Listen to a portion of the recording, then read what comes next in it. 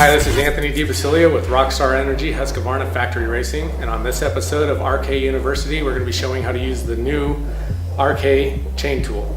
And a couple of the new features are an improved O-ring to help with placement and ease of use, and a new hand grip.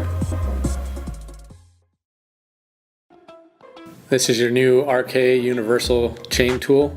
Comes with instructions that I recommend that you follow. It has every piece that you need inside of it. It's always best to keep everything inside of it after you're done, that way you know where it's all at when you're finished.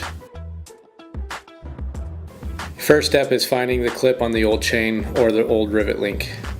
You will then use a pair of pliers like I have done here and remove the old clip.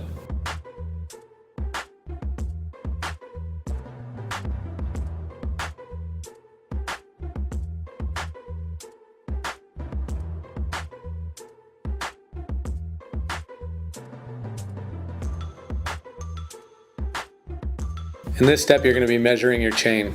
Make sure you have new sprockets on. I always make sure that my chain adjusters are loose so that the wheel can move freely. When you're done putting your new chain on, look into your owner's manual for the proper specifications on the tightness of your chain. In this step, you're going to be removing the links that you do not need on your new chain.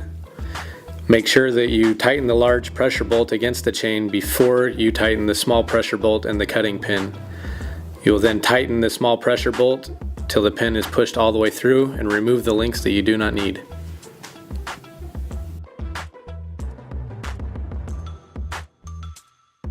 Now you're ready to install your new chain now that it is cut to proper length. I always make sure that the lettering is facing up so you look cool.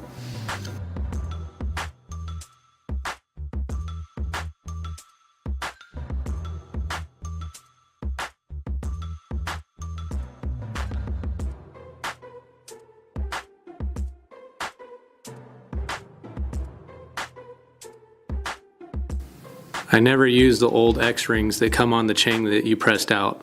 I always use the new ones that come in the package with the clip.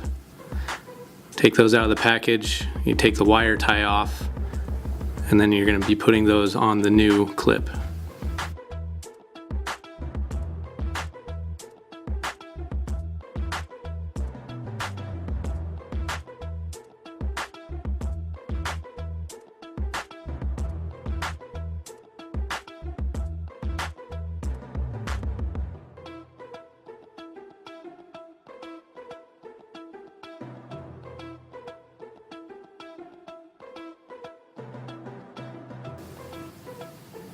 For ease of installation, I always have a pair of channel locks. Just to get it started, I press it together just a little bit.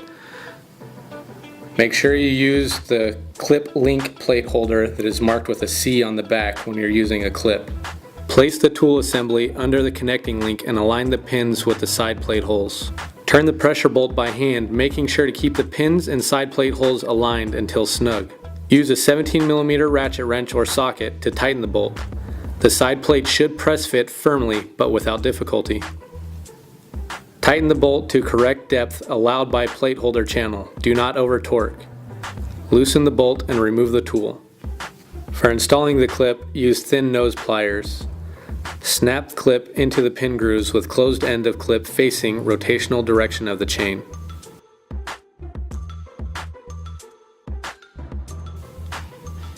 Now we're going to install a rivet type link.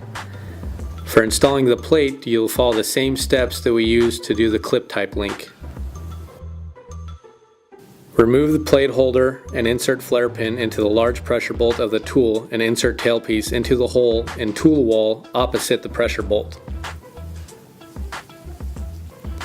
Place the tool under the connecting link. Align the flare pin with the hole in the end of the pin. Make sure the other end of the link pin is seated in the tailpiece. Tighten the bolt by hand so that the flare pin is snug against the link pin hole. Use a 17mm socket or ratchet wrench to tighten the bolt until the pin hole is flared out sufficiently to keep the side plate from coming off. Repeat this procedure for the second pin. Make sure you tighten the bolt only until firm resistance is felt.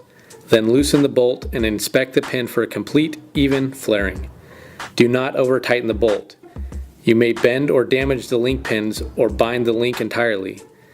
A pronounced even flare will securely connect the chain links together. Once your chain is properly adjusted and your axle is tight, just make sure that your chain is aligned properly on the sprockets. Thanks for watching this episode of RK University, and we'll see you next time.